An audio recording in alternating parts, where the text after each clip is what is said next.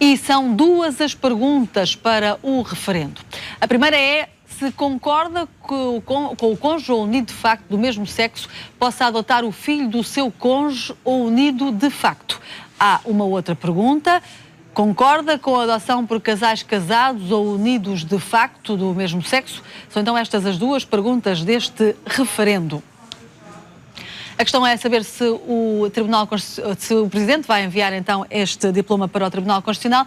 Vamos ouvir já a opinião do Ricardo Jorge Pinto. Ricardo, bom dia. Olá, bom dia. O que é que achas? Achas que Cavaco vai enviar o diploma? Sabemos que Cavaco Silva não é muito propenso a querer que a sociedade discute este tipo de matérias. Portugal está no meio de uma crise económica bastante grave e o Presidente da República já em outras ocasiões, a propósito de matérias sociais, aconselhou a que se centrasse as atenções naquilo que era verdadeiramente fundamental. E desse ponto de vista, Cavaco Silva eventualmente poderia encolher os ombros e, de forma resignada, acabar por aceitar que a Assembleia da República aprovasse esta matéria, que não é certamente o agrado dele.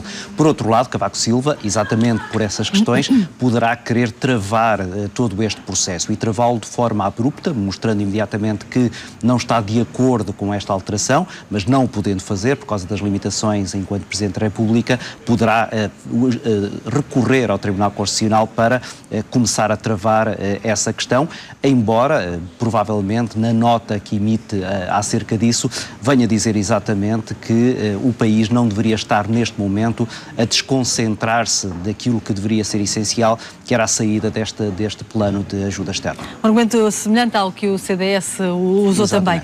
Qual terá sido, na tua opinião, a intenção do PSD ao propor um referendo sobre esta matéria, Ricardo?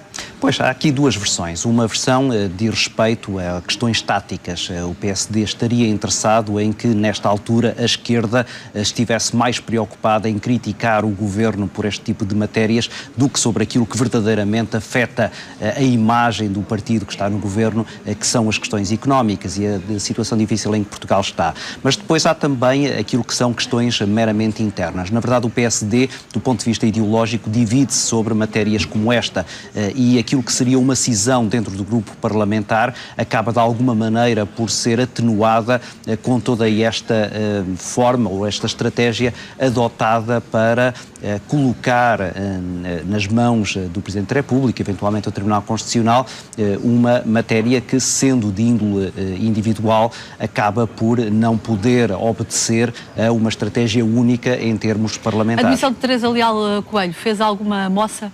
Fez moça, na medida em que o nome dela e a saída de alguém com o peso que ela tem acaba por mostrar que, afinal, esta bancada parlamentar, escolhida a dedo por Pedro Passos Coelho, não é tão unida e tão estável como, eventualmente, Pedro Passos Coelho gostaria que ela fosse. E esta alegada falta de solidariedade que alguns se referiram por parte do CDS em se ter optado pela abstenção, fez de alguma forma também perigar a coligação? Teve algum impacto na estabilidade da coligação? Não, não terá. Pedro Passos Coelho e Paulo Portas sabem que tem uma margem de erro muito curta e que neste momento qualquer sinal de falta de coesão entre as duas bancadas parlamentares seria fatal para as aspirações de manter esta legislatura até ao fim. Ainda assim, isto veio apenas comprovar que, na verdade, essa estabilidade e essa unidade são mais aparentes do que reais, porque, na verdade, CDS e PSD têm muitos assuntos sobre os quais não estão minimamente de acordo. Agora, do ponto de vista tático, interessa-lhes mostrar que, na verdade, são capazes desse entendimento. Desde logo, aos olhos do próprio Presidente da República, que deixou muito claro, quando foi da crise do passado verão, de que eles teriam que se entender. Obrigada, Ricardo Jorge Pinto.